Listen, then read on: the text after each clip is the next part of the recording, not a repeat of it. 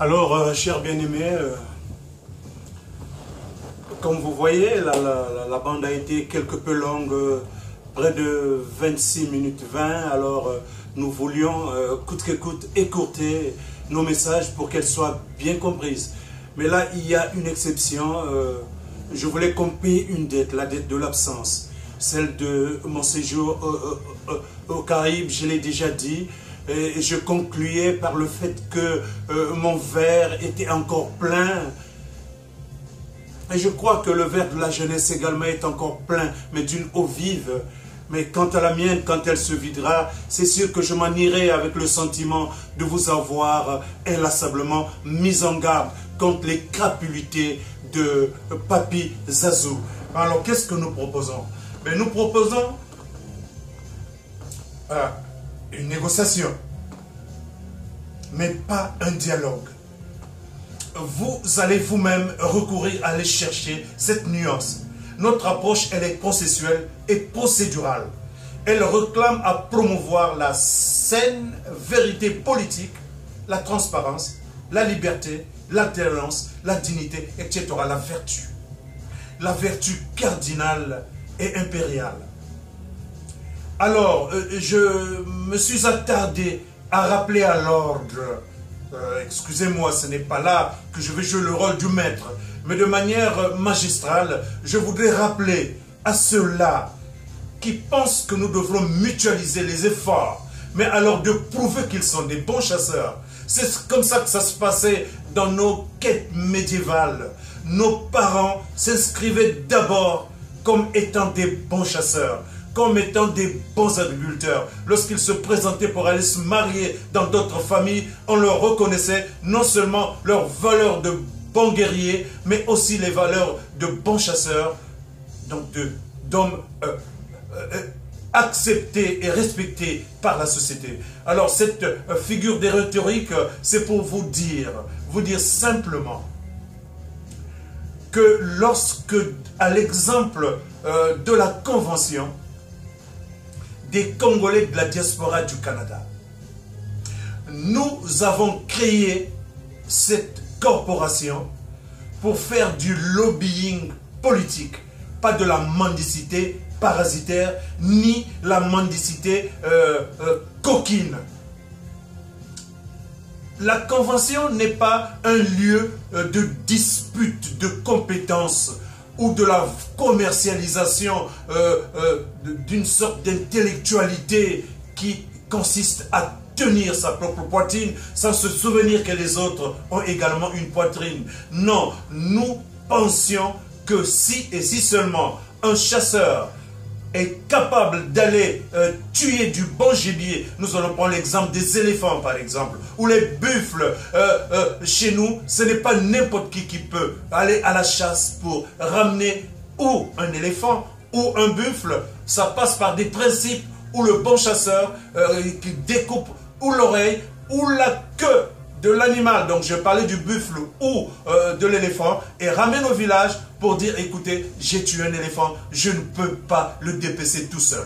En ce moment, il cherche la mutualisation des efforts des populations, des membres de la communauté pour aller dépecer la bête.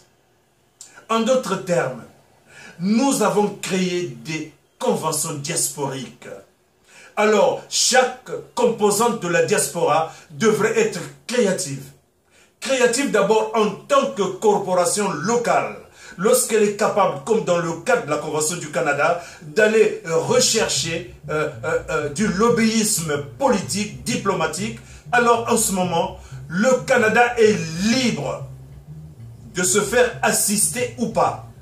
On ne peut pas obliger au Canada une sorte de fédération qui consisterait à ce que certaines personnes, je ne veux citer aucun ni blesser qui que ce soit, s'approprient ou s'accaparent des compétences bien affichées par les membres de la Convention du Canada, qui eux font comme les grands chasseurs. Ils vont abattre d'abord les éléphants, et entre eux, membres de la Convention, lorsqu'ils se sentent capables d'aller régler le problème, mais ils s'en vont, ils rencontrent les autorités. Pendant ce temps, s'il y a un élément extérieur à la Convention du Canada qui voudrait intégrer la corporation pour participer au rassemblement, en ce moment, ce membre arrive comme pour nous assister. Nous pouvons lui accorder la parole, mais lorsqu'il sort de notre assemblée ou de notre rencontre quant à ce lobbying politique, il ne doit pas aller publier à l'extérieur que c'est nous qui l'avons accompagné. Non, c'est plutôt lui qui a voulu venir et nous avons accepté qu'il vienne, mais nous avons présenté notre problème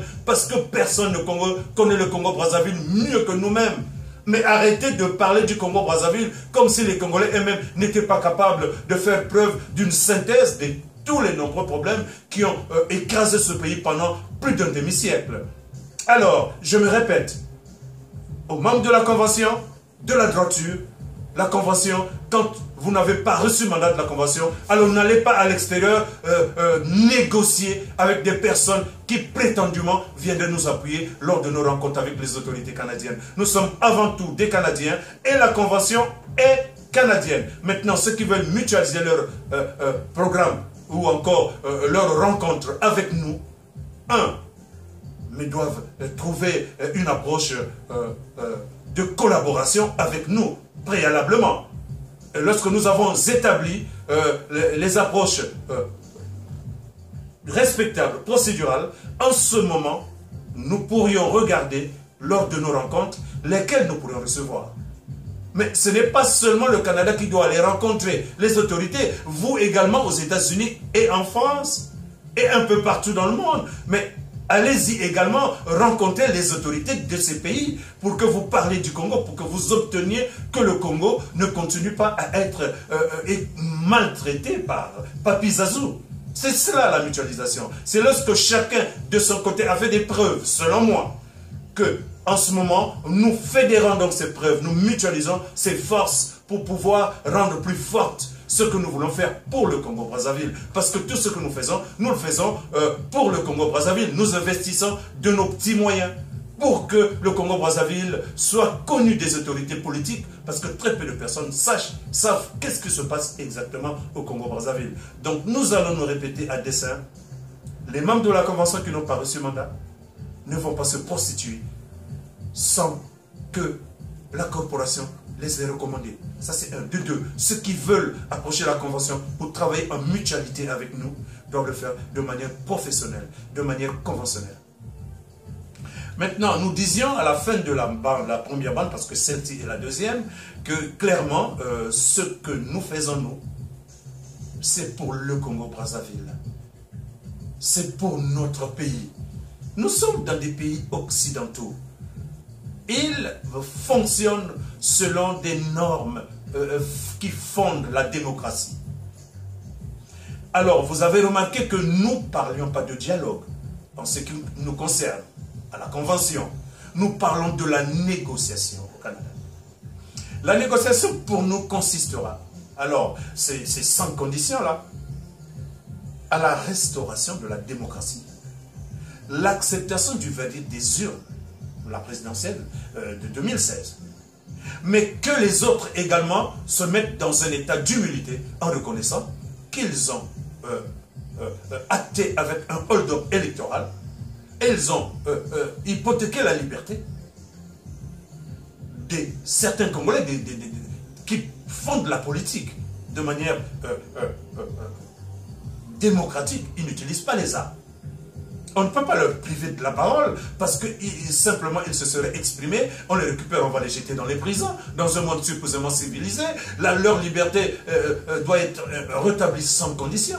Mais on peut citer l'exemple de Jean-Marie Mokoko. Mais comment voulez-vous qu'on règle quoi que ce soit lorsqu'une bande de sauvages vient de mettre aux arrêts ce général très crédible, gagnant de la présidentielle, sous des prétextes fallacieux? On l'arrête alors que ce dernier était conseiller de Papi Zazou il y a seulement près de 3 mois. Même pas les 3 mois ne sont pas encore échus.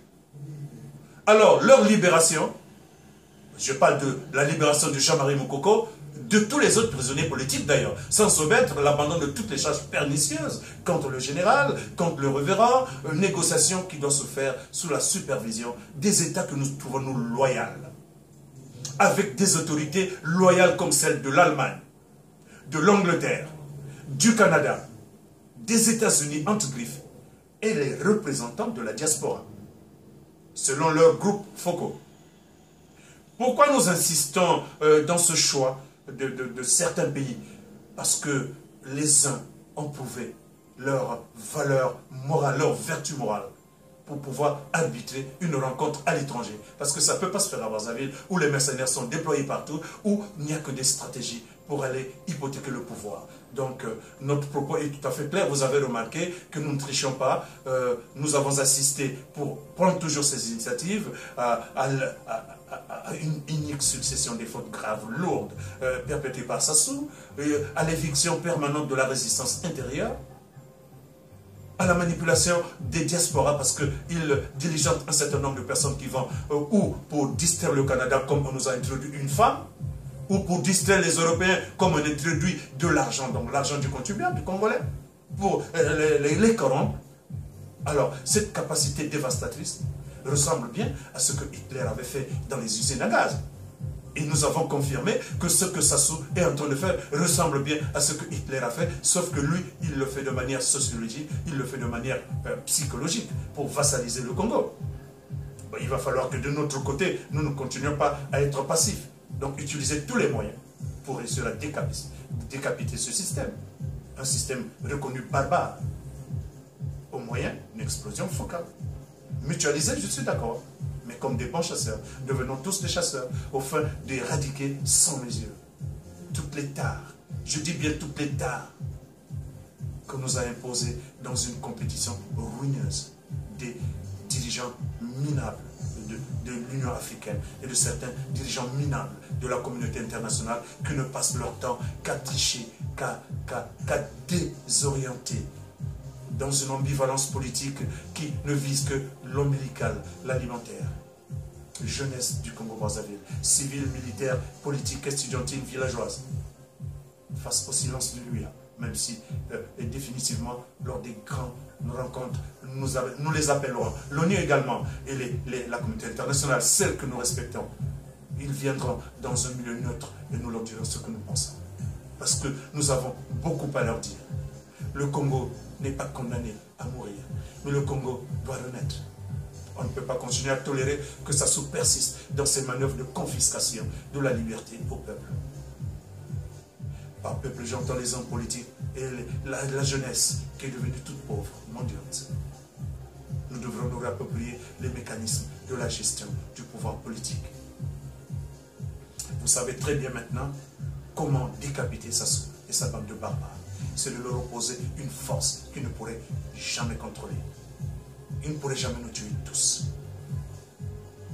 Il faut que l'ensemble des composants du peuple congolais s'organisent à reconquérir la liberté, la dignité, le pouvoir politique.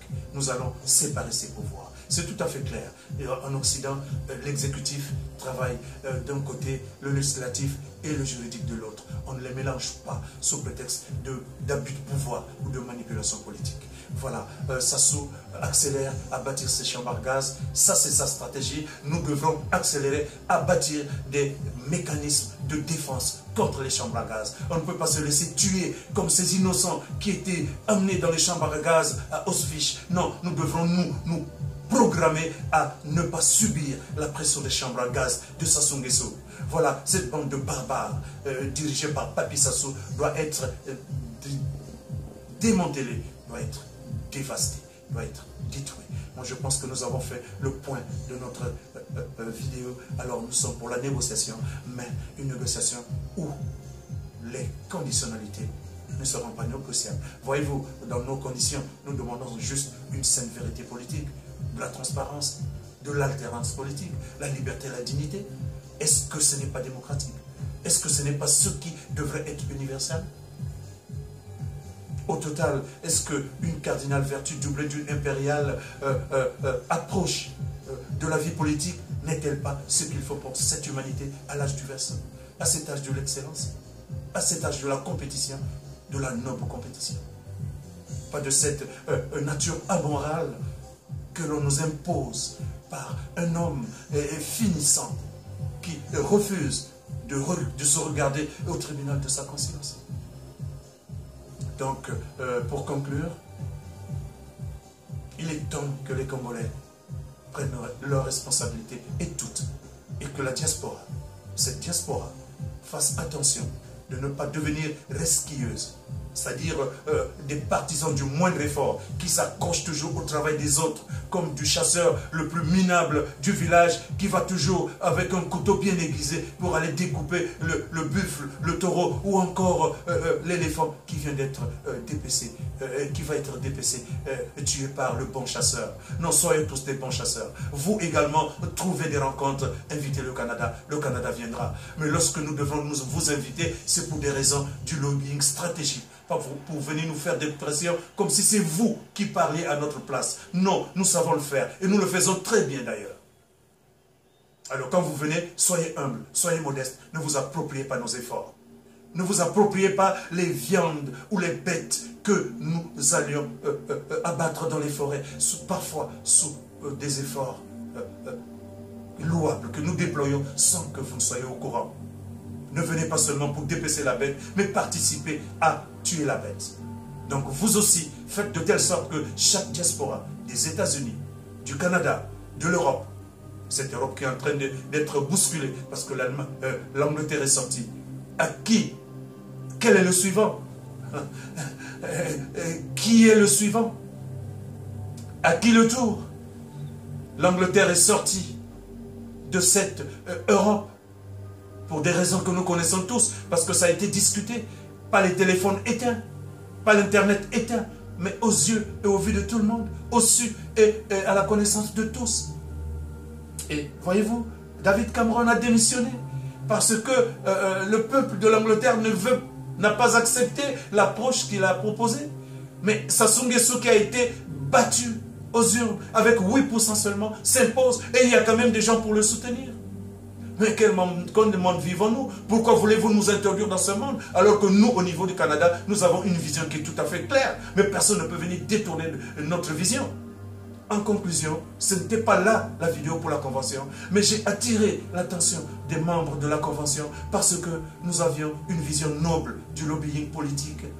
Alors que personne ne vient nous distraire, quand nous avons commencé à travailler, nous travaillons loyalement, nous avons fait de notre mieux pour mettre de l'ordre dans la maison, parce qu'il y avait quelques tricheurs qui se sont laissés entraîner par une femme qui a été introduite dans le système pour nous opposer, pour nous détruire. Nous avons réussi à tirer la Convention vers le haut. En ce moment, ça s'appelait collectif, mais nous avons créé la Convention justement pour la tirer vers le haut et faire le travail pour les Congolais de Brazzaville qui sont en train de courber le régime sous la misère, sous l'oppression. C'est ça le travail que nous faisons. Alors ceux qui veulent faire comme nous, soyez des bons chasseurs. Ne soyez pas ces petits resquilleurs qui, munis d'un petit couteau bien aiguisé, viennent toujours pour découper la viande des autres. Non, soyons ceux qui, ensemble, partions à la chasse, abattons des gibiers et les partageons de manière loyale, de telle sorte que les populations en profitent. Ne faisons pas du lobbying pécunier derrière un lobbying politique qui ne profiterait que nous-mêmes dans nos quêtes de pouvoir politique, donc de vouloir être des hommes politiques. Demain, ce n'est pas interdit, mais de savoir faire la politique de manière loyale, c'est aussi quelque chose d'éthique. Et ça devrait nous habiter. Les concepts de l'exemplarité, les concepts de la rigueur et de la probité morale devraient nous guider pour faire une nouvelle politique, pour repenser la politique au Congo-Brazzaville. Moi, je pense que nous avons fait le point de notre vidéo. Nous commençons à reprendre un peu d'énergie. Nous nous sommes reposés aujourd'hui. Ça a été long, pardonnez-moi. Mais j'avais besoin de conclure cette affaire, de venir se mettre en mutualisation sans comprendre les bases nobles de la mutualisation. Non, soyons tous humbles dans ce que nous faisons. Et ceux qui ne reçoivent pas mandat, n'allez pas parler au nom des corporations. C'est un manque de professionnalisme. Et lorsqu'on a reçu le mandat, il faut rester à l'intérieur de la matrice, laquelle vous avez été mandaté pour aller parler au nom d'une corporation. Et quand on parle au nom d'une corporation, il faut faire attention de tomber sur le piège du jeu. Parce que ce jeu, il vous identifie, vous, mais il n'identifie pas la Convention. La Convention, c'est une corporation, et cette corporation, elle veut parler au nom du Congo, Brazzaville, auprès des autorités politiques des pays développés. Entre griffes.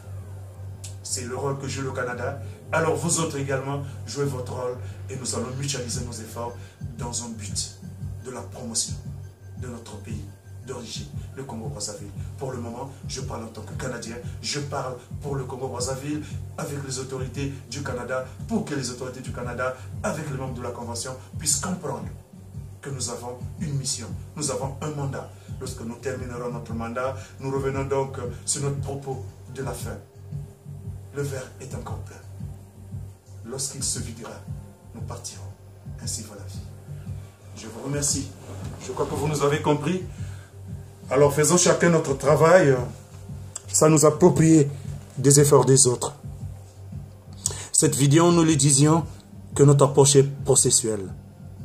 Et la Convention s'invite à promouvoir une saine mutualisation qui ne profite pas de l'effort des autres, mais qui travaille pour le Congo-Brazzaville. Donc, mu par cette approche noble du lobbying politique, nous insufflons donc à tous d'être des modèles de chasseurs qui opèrent pour nourrir le peuple, pas pour se nourrir soi-même. N'aiguisez pas vos couteaux pour aller découper ce que les autres ont eu au prix de l'effort, au prix de la chasse. Vous savez, dans les villages, parfois, on peut y aller dans la forêt pour un mois, parfois pour 2 semaines, parfois 2 mois. Ça dépend de l'équipée que vous avez décidé d'entreprendre en ce moment. Alors là, toutes ces personnes qui ont quitté leur famille, parfois on se déplace avec femme et enfants, on tue du gibier et puis on le boucane. Et imaginez donc l'autre village où les gens passent du temps à danser, à boire et à rigoler. Et dès qu'ils ont appris que de l'autre côté, on a tuer des grandes bêtes, et au moment de les dépecer, alors déjà boucanés, ils arrivent avec des couteaux bien aiguisés pour chercher à découper la même viande. Non, nous irons au dialogue. Mais pas le dialogue comme vous le pensez. C'est votre dialogue celui-là. Nous irons plutôt à la négociation. Une négociation qui est processuelle. Une négociation qui est procédurale. Une négociation qui va obligatoirement éclore sur la promotion de la saine vérité politique, la transparence, la liberté, l'alternance et la dignité. Je pense que vous nous avez compris. Nous sommes pour l'excellence. Nous sommes pour la compétition vertueuse, cardinale et impériale. C'est cela qui anime la Convention des Congolais de la diaspora du Canada. Nous ne divisons personne, mais nous voudrions que ceux qui se mirent se regardent correctement dans leur miroir pour ne pas qu'ils oublient leur visage ou leur forme réelle. Mais alors, s'ils veulent imiter la beauté d'autrui, mais qu'ils n'exagèrent pas, surtout pour ceux qui, là, utilisent des méthodes quelque peu déloyales pour agir, je leur invite donc à comprendre que mutualiser les efforts signifie se mettre ensemble objectivement, regardant dans la même direction et visant les mêmes buts. Les buts de service. Pas le but de se servir. Je pense que notre message est terminé. Nous vous souhaitons donc d'intégrer notre approche processuelle et procédurale qui consiste à sauver le Congo-Brazzaville. Le Congo-Brazzaville qui est en danger. Alors notre mission, c'est de permettre qu'il soit plutôt condamné à renaître. Ce Congo-Brazzaville. Ce Congo-Brazzaville où Sassou Nguesso accélère à bâtir ses chambres à gaz. Et nous allons donc décapiter ces sauvages, cette bande de barbares, pour que le Congo se renoue avec la noblesse, la vertu. Voilà la synthèse sur les racines de la conspiration du mal au Congo-Brazzaville par un homme nommé Papi Zazou à la tête d'une bande de sauvages qui ne pensent qu'à maltraiter et à écraser les Congolais. Nous allons reconquérir notre liberté et notre dignité. Je vous remercie.